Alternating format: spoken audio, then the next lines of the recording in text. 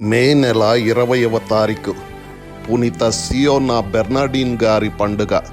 Italy దేశంలోని సియోన్నా మహానగరంలోని మస్సమరిథిని ప్రాంత గవర్నరుకు కుమారునిగా బెర్నార్డిన్ గారు క్రీస్తు శకం 1380లో జన్మించారు.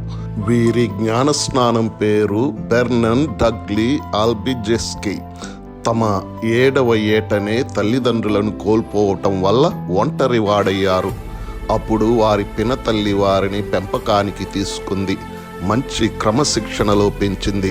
బెర్నార్డిన్ గారు శ్రీసభ చట్టాలు, సామాజిక న్యాయశాస్త్రం విద్య నేర్చారు. తమ 17వ ఏట వారు వ్యాకుల దేవమాత సన్యాసాశ్రమ సేవలో చేరారు.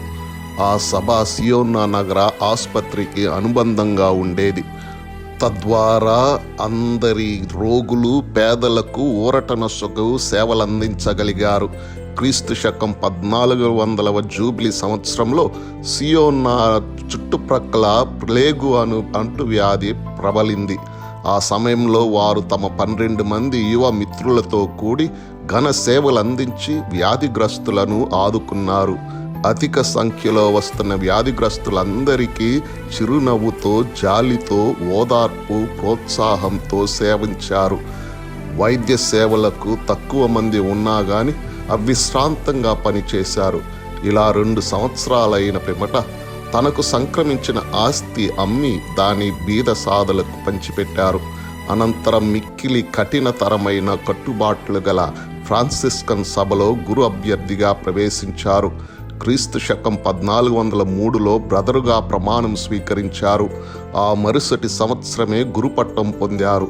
సియోన్నా నగర దాపులోని కప్రియోలా అనే ఊళ్ళో ఒంటరిగా విచారణకర్తగా తన గురుత్వ సేవలందించారు. 12 సంవత్సరాలు ఇలా కొనసాగారు.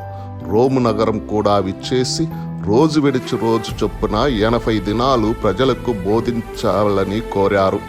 బెర్నార్డిన్ గారికి బిషప్ పదవి ఇవ్వజూచినా సున్నితంగా వారు తిరస్కరించారు.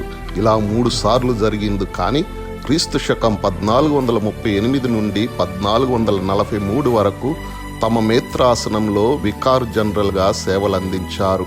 వారు జీవితకాలంలో ప్రజా బోధకుడుగా పేరుగాంచి వారు బోధించిన ప్రాంతంలో 130 మంది గురువుల సంఖ్య 4000కు పెరగటం గొప్ప విశేషమైంది.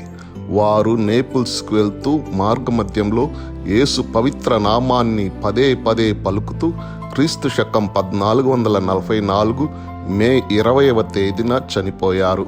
క్రీస్తు శకం 1450లో 5వ నిక్లస్ పాపు గారి పవిత్ర హస్తాల మీదుగా పునీత పట్టం ఇవ్వబడింది. వీరి బంగారు మాట: నీవు చేసే ప్రతి చర్యలోనూ దేవుని రాజ్యానికి, వారి మహిమకు ప్రథమ స్థానం ఉండేటట్లు చూడు. ఇతరులకు బోధింప ఆశించేటప్పుడు సహోదర ప్రేమతో కూడిన దానగుణం, కృషి ఉండేలా ప్రయత్నించు. పునీత సియోన్నా బెర్నార్డిన్ గారా, మా కొరకు ప్రార్థించండి.